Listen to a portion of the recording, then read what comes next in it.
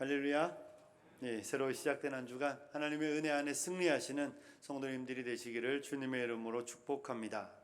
오늘 우리가 읽은 말씀에 보면 23절에 이런 말씀이 있습니다. 누구든지 나로 말미암아 실족하지 아니하는 자는 복이 있도다 하시니라. 예수님 때문에 실족하지 않는 자가 복이 있다 이렇게 말할 때 예수님 때문에 실족하는 일들이 생길 수도 있다는 것입니다. 실족한다는 말이 무엇이겠습니까? 말 그대로 발을 잃어버리는 것이죠. 발을 헛딛는 것이며 돌부리에 걸려 넘어진다 이런 표현들입니다. 돌부리에 걸려 넘어지며 가던 길을 못 가며 주저앉게 되는 일들이 발생할 수 있다는 것입니다. 오늘 예수님이 이 이야기를 하실 때 이 이야기가 왜 나왔는가의 이야기가 18절부터 쭉 나오고 있는 이야기죠. 여러분, 예수님이 태어나기 6개월 전에 세례 요한이 태어났습니다. 그는 아이를 가질 수 없다는 사가랴와 엘리사벳 사이에서 하나님께서 놀랍게 역사하셔서 태어난 사람이었습니다. 그리고 예수님의 길을 예비하기 위하여 죄송합니다. 방송실 볼륨 조금만 줄여주세요. 예수님의 길을 예비하기 위하여 광야에서 길리운 바 되었고 예수님에게 세례를 베풀었던 사람입니다. 세례 요한이 세례를 베풀 때 하늘이 열리고 성령이 비둘기같이 임하여 예수님께 이는 내 사랑하는 아들이요 내 기뻐하는 자라는 말씀을 친히 하나님이 하여 주셨고 요한은 그 자리에서 그 영광스러운 광경을 목격했던 사람입니다. 그러므로 요한은 예수님을 증언했습니다. 세상 죄를 지고 가는 하나님의 어린 양이라고 증언하며 그가 불과 성령으로 정말로 이 땅을 심판하고 판단하시겠다고 요한은 열심히 예수님에 대하여 전파하고 복음을 전했던 사람입니다. 그렇게 예수님의 길을 예비하기 위하여 수고하고 애썼던 요한이었는데 그는 열심히 하나님의 말씀을 전파했고 선지자로서 왕과 왕비의 결혼에 관하여 비난하고 비판하다가 감옥에 갇히게 되었습니다. 그의 인생이 이제 마지막이 다 되어가고 늘 그는 감옥에 있으면서도 예수님을 주목하여 보았겠죠. 정말 예수님이 하나님이 보내시는 바로 그 메시아인가 아닌가 또 보고 기다렸는데 요한은 죽을 날이 다가오니까 예수님이 정말로 그가 기대하던 메시아가 되어서 하나님의 나라가 회복되고 악인들이 심판을 받으며 하나님의 영광스러운 나라가 이 땅에 도래해야 하는데 요한의 생각과는 달리 예수님은 세리와 죄인의 친구이며 먹고 마시는 일을 즐겨하며 그냥 그렇게 병자를 고치며 그가 생각하는 것과 너무 다른 일들을 행하고 있었던 것입니다. 그러니 이제 요한은 내 인생이 정말 헛된데 허비된 건 아닌가, 내가 잘못된 사람에 대하여 잘못된 정보를 가지고 헛되고 어리석은 일을 한 것이 아닌가라는 마음에 의심과 불안함이 생기기 시작했던 것입니다. 그래서 요한은 실족할 뻔하는 상황에 놓이게 되었던 것이죠. 그때 요한이 한 행동과 요한의 행동에 대한 예수님의 대답이 오늘 본문에 나오고 있는 이야기입니다. 그렇게 신실하게 믿었던 사람이 하나님 앞에서 예수님의 행위들을 바라보며 실족할 뻔하는 일이 발생했던 것이죠. 그래서 예수님은 나로 말미암아 실족하지 않는 자는 복이 있다고 말하고 있습니다. 여러분, 신앙생활 하다가 실족할 뻔하는 일들이 많이 있는데요. 그 대표적인 이야기가 구약 성경에는 시편 73편에 나오는 이야기입니다. 시편 73편이 이렇게 기록되고 있습니다. 1절, 2절과 3절에 보면 1절을 제가 읽습니다. 하나님이 참으로 이스라엘 중 마음이 청결한 자에게 선을 행하시나 나는 거의 넘어질 뻔하였고 나의 걸음이 미끄러질 뻔하였으니 이는 내가 악인의 형통함을 보고 오만한 자를 질투하였음이로다. 이렇게 기록되어 있습니다. 이 시인의 이야기는 이거예요. 여러분, 쉽게 말하면 나는 이렇게 믿었다는 것입니다. 하나님이 마음이 청결한 사람은 하나님이 선을 베푸신다고 믿었다는 것입니다. 더 쉽게 이야기하면 예수 잘 믿으면 인생 잘 된다 이렇게 이해했다는 거예요. 하나님의 말씀을 잘 지키고 살아가면 하나님이 그 인생에 약속하신 복을 줄 것이라고 나는 믿었고, 그래서 나는 그 진리를 따라 내 인생 가운데 불의를 행하지 않고 마음의 양심을 따라 선하게 살아갔다는 것입니다. 그런데 내가 넘어질 뻔하는 일이 발생했던 것입니다. 나는 거의 미끄러질 뻔했다. 이 이야기는 나는 거의 넘어졌다는 이야기입니다. 왜냐하면 그렇게 가졌던 신념이 이 세상을 바라볼 때 내가 정말 바보 같은 일을 하고 있는 건 아닌가라는 생각이 들었던 것이죠. 왜냐하면 악인들이 너무 잘 되더라는 것입니다. 내가 알고 있는 진리 속에서는 악인들은 하나님의 심판을 받아서 하나님의 징계를 받아서 안 돼야 되는데 악인들이 너무 잘 되는 것입니다.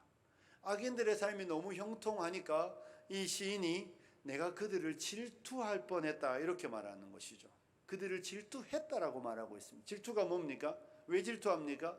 질투는 부러운 사람이 하는 거예요. 내가 관심 없으면 그런 일들 질투하지 않습니다. 나도 그렇게 되고 싶었는데 나는 안 되고 상대방이 되면 질투하는 것이죠.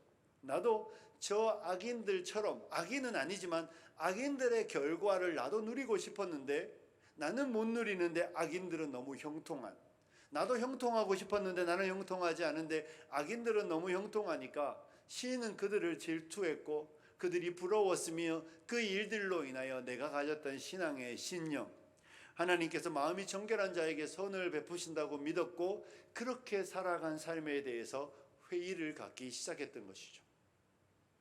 이게 실족하는 것입니다. 오늘 우리는 어떻습니까? 목사님, 저 이제 교회 그만 다녀야 될 것 같아요. 우리 아이들 표현을 빌리면 이제 교회 끊어야 될 것 같습니다. 이렇게 말하는 거예요. 왜요? 이렇게 말하면 목사님, 신앙생활을 하는데도 달라지는 게 아무것도 없습니다.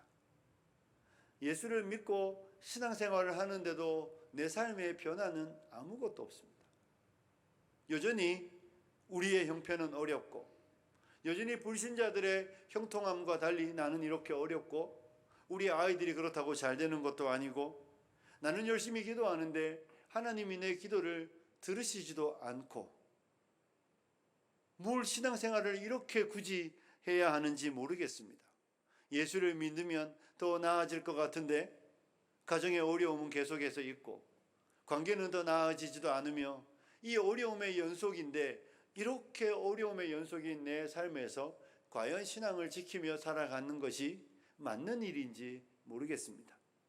땀 흘려 열심히 일하여 하나님 앞에 예물을 드리시고 소득의 10의 1조를 내고 있는데 그러면 무엇인가 좀 변화가 있어야 될 것 같은데 하나님 내 삶에는 변화가 없는데 목사님 이렇게 신앙생활 하는 게 과연 무슨 의미가 있습니까?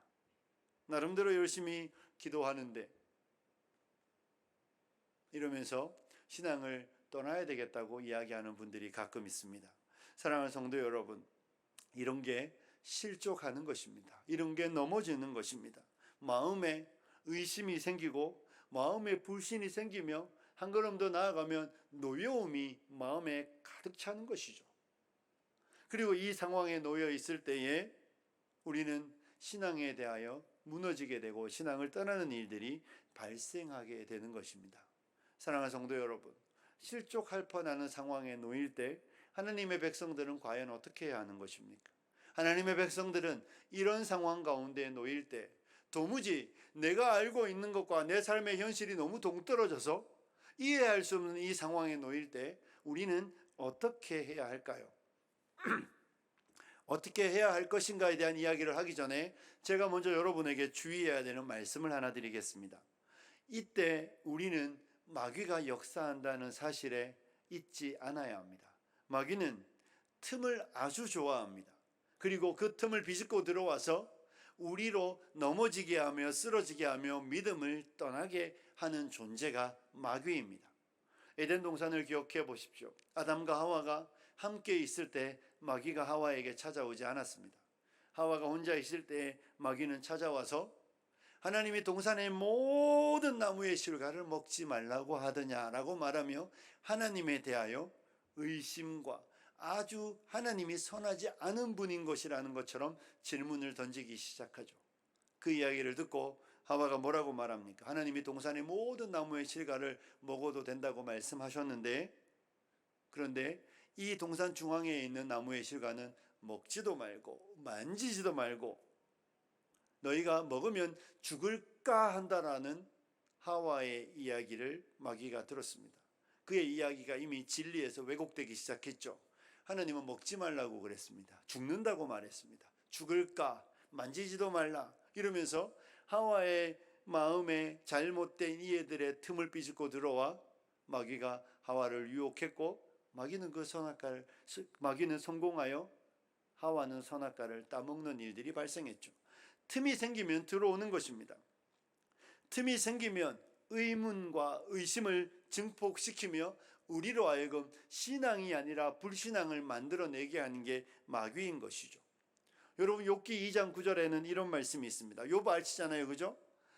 하나님을 그렇게 잘 믿었는데 가정이 하루아침에 폭망한 욥의 아내가 이렇게 이야기합니다. 그의 아내가 그에게 이르되 당신이 그래도 자기의 온전함을 굳게 지키느냐? 하나님을 욕하고 죽으라, 이렇게 말합니다. 욥의 아내가 형통하고 평안할 때에는 하나님이 우리에게 복 주셨다, 하나님 우리를 형통하게 하셨다, 하나님을 잘 섬기는 것이 우리의 인생의 유익이다, 이렇게 생각했는데 집이 망하고 아들, 딸 다 죽고 남편은 정말로 만신창이가 되어 있는 모습을 보자 더 이상 하나님을 섬기는 것이 지혜롭지 못한 것이라고, 아니 하나님은 살아계신 분이 아니라고 생각하며 하나님을 욕하고 저주하고 죽어라고 남편에게 이야기할 때에 남편을 향한 이야기가 아니라 자기의 마음의 생각인 거예요. 나는 그냥 하나님 없으니까 이런 하나님은 안 믿는다, 하나님 욕하고 저주하고 떠나는 것입니다. 삶에 일어나는 일들이 이해되지 않으니까 그 이해되지 않고 해석되지 않으며 마음의 의심과 불신이 증폭하자 마지막에는 불신앙으로 나아가는 것입니다. 마귀가 이렇게 언제나 틈을 비집고 들어와 우리로 하여금 불신앙으로 나아가도록 만든다는 것을 여러분 먼저 기억하시기를 부탁드립니다. 저와 여러분이 인생 속에서 이해되지 않는 의심과 의문이 생길 때, 그렇다면 하나님의 백성인 우리는 어떻게 해야 할까요? 교회 다녀봐야 별 것도 없는데 뭔 주의를 이렇게 열심히 지키나? 그냥 하루씩 두 주씩 빠지는 길로 나아가야 할까요? 어떻게 해야 합니까?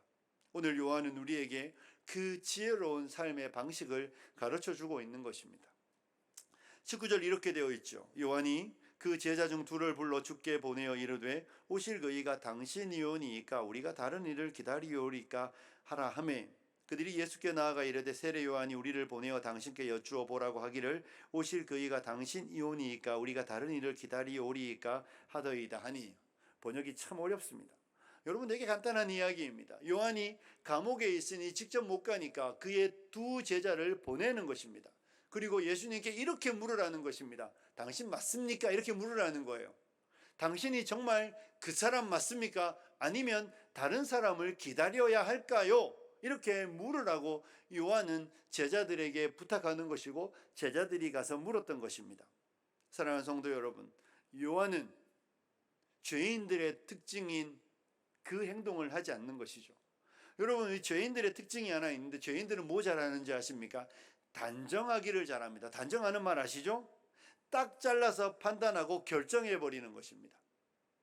이런 일들이 오해를 낳게 되고 이런 일들이 서로 간의 불화와 서로 간의 그 감정의 골을 더 깊게 만드는 일들을 참 많이 봅니다. 틀림없어 나를 싫어하는 게 맞아. 여러분, 교회 안에 있을 때 사람들은 그 사람이 어떤 환경에서 그런 말을 했는지 별로 생각하지 않는 것이죠. 그리고 그냥 그 말이 자기 귀에 들리면 스스로 이렇게 생각하는 거예요. 나를 싫어하나 보다. 때로는 제가 누군가랑 그냥 제 이야기, 여러분 있었던 일은 아닌데 제가 여기 이현아 집사님하고 막 이야기를 하는데 남편 되는 이규현 집사님이 목사님 불렀는데 제가 대답을 안 했대. 그리고 나서 스스로 생각하기를 목사님은 이 집사만 좋아해, 이러면서 나를 싫어해서 의도적으로 이 중요한 게 의도적으로 내 이야기를 듣지 않으셔. 그러면서 스스로 단정해버리는 것이죠. 목사님은 원래 저런 분이야. 그리고 동네방네 나가서 우리 목사님은 편해. 여러분, 이런 일들이 죄인이 갖고 있는 기본적인 본성입니다. 죄인은 뭔가 좀 이상하면 물어보고 질문하고 그래야 되는데 그런 것보다는 스스로 자기 신념이 얼마나 강한지 모릅니다. 자기 스스로 자기는 절대적으로 실수하지 않는다고 생각하는 경향이 있어요. 나는 완벽하다. 그래서 단정하기를 너무 좋아합니다. 이렇게 하면 안 되는 것이죠. 저희 집에는 3명의 여자가 2명의 남자가 있는데 성비랑 관계없이 두 사람하고 세 사람하고 이렇게 조금 특징이 나누어집니다. 소위 이런 이야기를 하죠.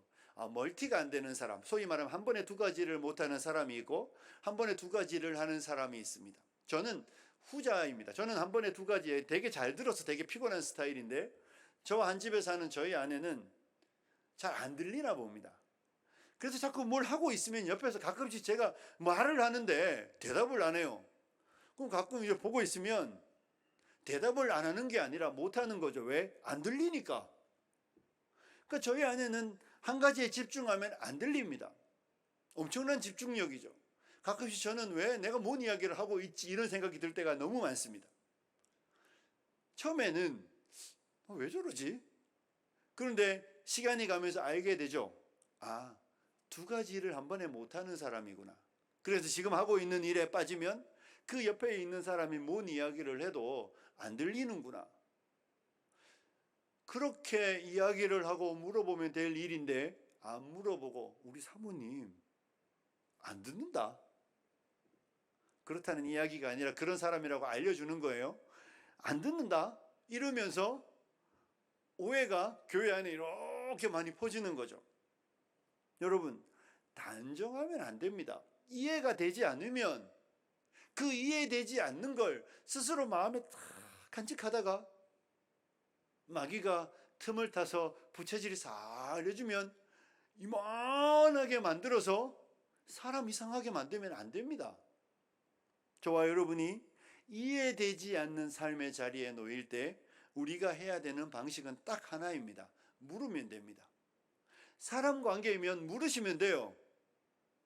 사람 관계이면 한 번 더 이야기해보면 되는 거예요. 제가 안 들으면 저한테 한 번 더 부르시면 돼요. 급한 일이면. 목사님 한 번 더 부르면 되는데 이야기하고 있는데 한 번 안 부르고 가서 오해하고, 아니면 급한 일이면 옆에서 기다리면 되는데 안 듣더라 자꾸 이렇게 가면서 스스로 결론 내리어 그 사람에 대하여 그의 생각과 아무 관계없이 해석하여 더 문제를 만드는 방식은 지혜롭지 못한 것이죠. 요한을 배우셔야 합니다. 요한은 그렇게 하지 않습니다. 요한이 만약에 제자들하고 셋이서 협의하면서 야 너는 어떻게 봤니? 너는 어떻게 봤니? 너희가 볼 때는 예수가 메시아 같니? 이렇게 자기들끼리 막 이야기하더니 결론 내리기를 예수님은 메시아가 아니다. 이렇게 하면 얼마나 미련하고 어리석은 방식입니까? 우리가 이해하지 못하는 하나님이 우리의 인생 속에 해석되지 않는 많은 문제들을 내려놓을 때 미련하고 어리석게 신앙도 별로 없는 사람, 성경도 안 보는 그런 분하고 모여가지고 뭔가를 막 이야기하면 답은 안 나오고 더 이상한 방향으로 나아가게 되어 있습니다.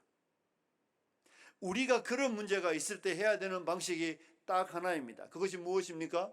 예수님께 질문하는 것입니다. 하나님께 나와 하나님 도대체 이건 뭡니까? 하나님 도대체 내 인생에 지금 있는 이 돌뿌리 이건 왜 여기에 있는 것입니까? 질문해야 되는 것이죠. 예수님 당신이 그 사람 맞습니까? 물으면 되는 것입니다. 이해되지 않는 상황에 있을 때 여러분이 해야 되는 일은 하나님께 나오는 것입니다. 그런데 사람들은 이해되지 않으면 주저앉아 버리는 경향이 너무 많습니다. 주저앉아서 자꾸만 스스로 생각하는 거죠. 뭐 나올 게 있다고 생각하십니까? 이해되지 않으면 예수께 나와야죠. 이해되지 않으면 하나님 앞에 나와 하나님 이 지금 내 이해되지 않는 이 문제는 왜 있으며 하나님의 의도는 무엇입니까? 물어야 되는 것입니다. 예수님 안에 답이 있다는 확신, 예수께서 내 인생을 섭리하시고 하나님이 우리의 인생을 섭리하신다는 것을 믿는다면, 하나님이 내 인생을 다스리시고 주관하시고 통치하시고 계신다는 것을 믿는다면 여러분이 해야 되는 일, 제가 해야 되는 일은 딱 하나입니다. 그분께 나와 그분께 묻고 그분의 대답이 있을 때까지 기다리는 것입니다. 이전에는 주일에 예배 한 번 나왔다면 이제는 새벽 기도도 나오고 수요일도 나오고 금요일도 나오면서 그 시간을 늘려서 하나님께서 내게 말씀하시기를, 이 도무지 이해되지 않는 이 상황이 무엇인지를 말씀해 주시기를 하나님께 아뢰어야 되는 것이죠. 요한은 우리에게 그 방식이 진리의 방식임을 말하여 주고 있는 것입니다. 사랑하는 성도 여러분, 하나님이 여러분의 인생을 인도하신다는 것을 믿으십니까? 하나님이 여러분의 인생의 주인이시라는 것을 믿습니까? 선한 목자라고 확신하십니까? 여호와는 나의 목자시니 내가 부족함이 없다는 시편 23편의 말씀을 여러분은 외우고 있잖아요. 내가 부족함이 없는 이유는 내 인생에 여호와께서 내 목자가 되신다는 것을 믿는다면, 이 결핍과 같은 이 상황을, 이해할 수 없는 이 상황을, 이해할 수 없는 이 상황 가운데 주저앉아서 스스로 무엇인가를 답을 찾으면 답이 나옵니까? 답이 안 나오니까 문제잖아요. 그때 우리가 해야 되는 일이 딱 한 가지입니다. 하나님께 나와 질문하는 것입니다. 안타깝게도 오늘을 살아가는 많은 사람들이 이 쉬운 일을 하지 않는다는 것입니다. 이 쉬운 일을 하지 않고 스스로 침체의 길을 선택합니다.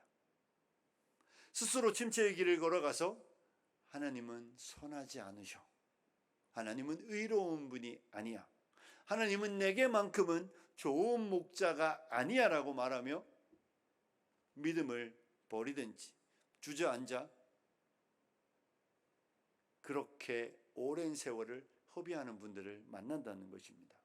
사랑하는 성도 여러분, 요한의 길을 배우셔야 합니다. 우리의 인생에는 수없이 많은 문제들이 일어날 것이고, 우리는 그 수없이 많은 상황 가운데 답을 찾지 못하여 마음의 의심과 불안함이, 때로는 불신이 싹틀 그때에 여러분이 해야 되는 일은 그리스도 예수께, 하나님 아버지께 나와 그 이야기를 그대로 아뢰어드리는 것입니다. 당신 맞습니까? 물어보면 되는 것입니다. 하나님이 정말로 허락한 일이 맞는지 물어보면 되는 것입니다. 하나님, 정말로 이 일에도 하나님의 뜻이 있다는 것이 확실합니까? 그렇다면 하나님의 선한 의도가 무엇인지 가르쳐 주십시오. 여러분이 질문해야 되는 것이죠. 보십시오. 예수님이 요한이 제자들에게 뭐 하고 있습니까? 21절과 22절에 이렇게 되어 있지 않습니까? 마침 그때에 예수께서 질병과 고통과 및 악귀 들린 자를 많이 고치시며 또 많은 맹인을 보게 하신지라. 예수께서 대답하여 이르시되 너희가 가서 보고 들은 것을 요한에게 알리되, 맹인이 보며 못 걷는 사람이 걸으며 나병 환자가 깨끗함을 받으며 귀먹은 사람이 들으며 죽은 자가 살아나며 가난한 자에게 복음이 전파된다 하라. 예수님이 뭐 하고 있습니까? 대답하고 있습니다. 예수님은 요한에게 정확하게 대답해 주셨습니다. 물론 우리는 이 말씀을 읽으면 이게 무슨 대답인가 하겠지만 이게 얼마나 정확한 대답인지 모릅니다. 사랑하는 성도 여러분, 우리 예수님은 그에게 나오는 자를 꾸짖지 않으십니다. 우리 예수님은 그에게 질문하는 사람들을 모른다고 무지하다고 책망하지 않습니다. 우리 예수님께서는 그 문제를 내신 분이시니 그 문제를 가지고 나오는 그 백성들에게 예수님의 선한 의도가 있음을, 예수님의 계획이 있음을, 예수님의 뜻이 무엇인지 답하여 주시는 분이시라는 것을 여러분 기억하셔야 합니다. 하나님 안에 답을 발견하게 되는 것입니다. 우리가 시편 73편 아까 1절, 2절, 3절을 읽었잖아요. 16절과 17절은 이렇게 되어 있습니다. 내가 어쩌면 이를 알까 하여 생각한즉 그것이 내게 심한 고통이 되었다. 모르니까 엄청난 고통이 있는 거예요. 17절에 보면 하나님의 성소에 들어갈 때에야 그들의 종말을 내가 깨달았나이다. 하나님 안에서 내가 그 인생이 어떻게 되는지를 알게 되자 내 마음에 있었던 수없이 많은 불신과 의심과 불안들이 다 해결되었다는 것이죠. 하나님 안에 답이 있고 하나님은 하나님 안에서 답을 가르쳐 주시는 분이시라는 것을 성경은 말하고 있는 것입니다. 사랑하는 성도 여러분, 하나님은 답을 주시는 분이십니다. 예수님은 요한에게 답을 주고 있습니다.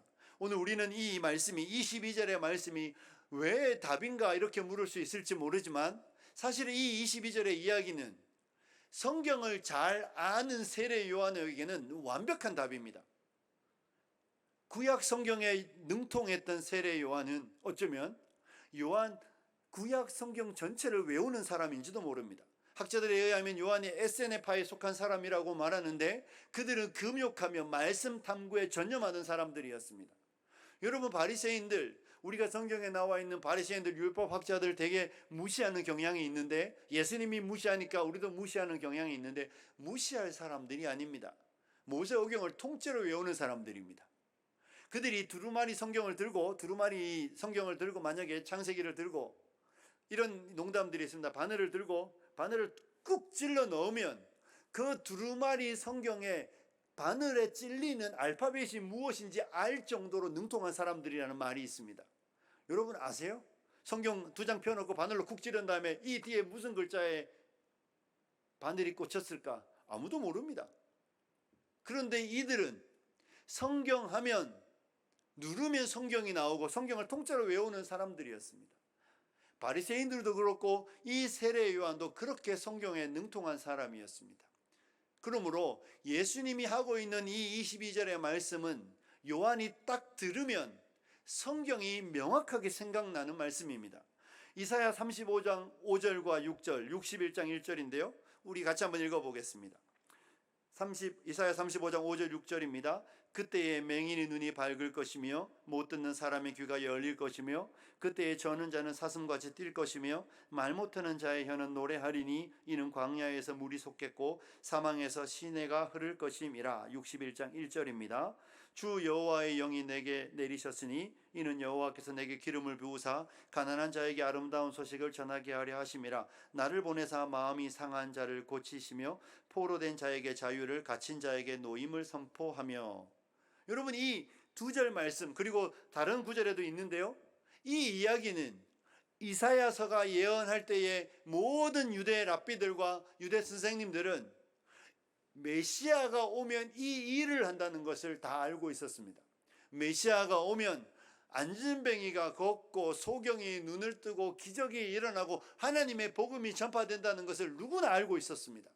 그래서 세례 요한은 메시아가 오시는 날들을 기다리며 메시아가 오면 행한 일들을 알고 있었습니다. 이 사실을 알고 있는 요한에게 예수님은 무엇으로 말씀하십니까? 말씀으로 말씀하여 주고 있는 것이죠. 우리 예수님은 요한의 의문점을 의문으로 남겨두시는 분이 아니라 하나님의 말씀으로 정확하게 요한의 질문에 답하여 주시는 분이십니다. 사랑하는 성도 여러분, 우리 하나님은 지금도 말씀을 통하여 그 백성들에게 답을 주신다는 것을 믿으시기를 주님의 이름으로 축복합니다. 여러분, 가끔 이런 분들이 있어요. 목사님, 인생이 너무 안 풀리니까 세상 사람들 어디 갑니까? 점 보러 가잖아요. 그죠? 점집에 가든지 뭐 구슬하는 분들이 요즘도 있는지 모르겠는데 있죠. 우리 안에 없기를 간절히 바라는데 사주 보러 가고 점 보러 가고 이런 거 하러 가는데 그런 거 하지 마세요. 그럼 교회 안에는 이와 비슷한 일들이 가끔 있어요. 기도 용하대 뭐 이런 이야기. 저분이 기도가 용해서 기도 받으러 가자고 하는 분들이 있습니다. 기도 받으러 가면 저 사람이 기도하면 잘 된대. 이 뭔 말도 안 되는 이야기입니까? 여러분, 우리가 만약에 제가 염전도사님에게 할 이야기가 있는데 엄청 중요한 이야기가 있어요. 그러면 엄청 중요한 이야기를 제가 설마 이기찬 목사한테 시키겠습니까?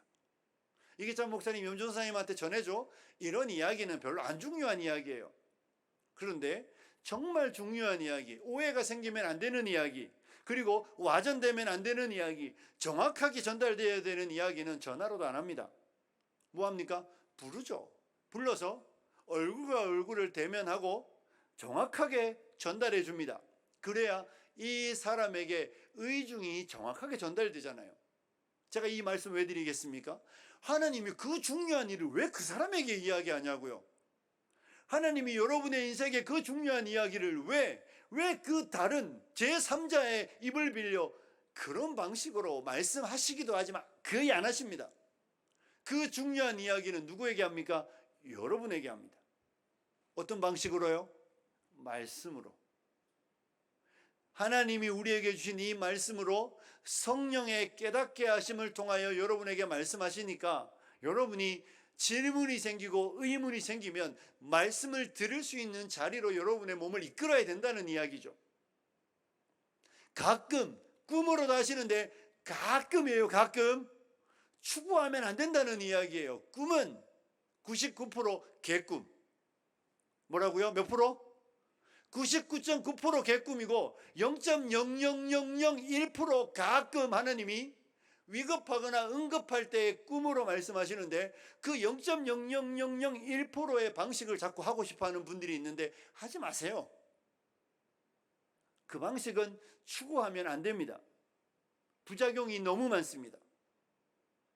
하나님이 우리에게 주신 최고의 방식은 말씀과 성령으로, 성령의 깨닫게 하심으로 우리 마음에 있는 의문에 답을 주신다. 이것이 성경을 우리에게 주신 이유입니다. 만약에 하나님이 친히 말씀하실 것이면 이 성경을 왜 줍니까? 하나님이 친히 말씀하실 것이면 왜 선지자들과 사도들이 피를 흘리면서까지 말씀을 기록하고 이 말씀이 오고 오는 세대에 전파하겠습니까? 주께서 선택한 방식이기 때문입니다. 하나님이 우리에게 말씀에 답하시는, 우리의 질문에 답하시는 방식은 언제나 하나님의 말씀을 통하여 100% 말씀과 성령으로 우리에게 대답하신다는 이 단순한 진리를 믿으시며, 여러분이 의문이 들 때에 주저앉아 계시지 말고 일어나 말씀이 있는 자리로 나오시면 여러분의 마음이 정말 그러한지 확인하시고 주님은 여러분에게 답을 주시는 분이시라는 것을 믿으시기를 주님의 이름으로 축복합니다. 여러분이 정말로 마음을 정하고 하나님 이 문제에 답을 주지 않으시면 저는 이 자리를 떠날 수 없다는 그런 마음으로 하나님 안에 답이 내게 들리기를 소원하며, 하박국 선지자가 망루에 서서 정말로 하나님의 이 말도 안 되는 대답이, 하나님의 말도 안 되는 응답이 진짜인지 내가 보겠다고 기다리고 뜻을 정하고 거기에 머물러 있을 때에 하나님이 말씀하시거든요. 우리가 들어보겠다 이런 사람한테는 대답 안 하십니다.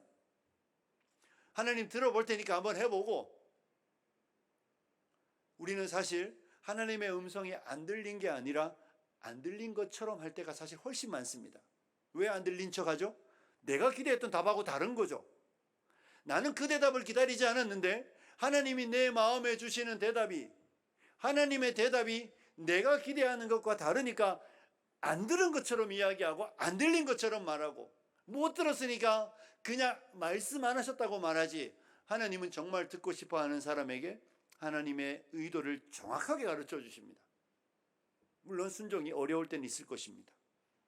사랑하는 성도 여러분, 오늘 여러분에게 제가 드리는 말씀은, 성경이 우리에게 주고 있는 말씀은 의심과 의문이 들 때 그것을 증폭시켜 불신앙으로 가는 어리석은 일들을 하지 말자는 것입니다. 그것이 우리로 하여금 믿음에 주저앉게 만들어서 영적 침체의 시간이 때로는 1년, 2년, 3년 그냥 그럭저럭 살아가는 성도의 길로 가지 않도록, 그런 일들이 발생하지 않도록 요한이 하는 지혜로운 방식 한 가지입니다. 하나님께로 나아오십시오. 예수님께 나와 예수님 내 인생에 이해되지 않는 이 질문에 답하여 달라고 여러분이 물으시면 우리의 좋으신 하나님은 반드시 우리에게 대답하시는 분이십니다. 여러분이 보십시오. 24절 후반절로 가면 24절, 25절, 26절, 27절은 요한의 제자들이 떠나자 예수님의 제자들에게 요한이 누구인지에 대해서 스스로 증언하여 주고 있습니다. 그는 선지자였고 여자가 낳은 자 중에 가장 큰 자였다는 말씀으로 세례의 요한이 참됨을 예수님이 친히 증언하여 주십니다.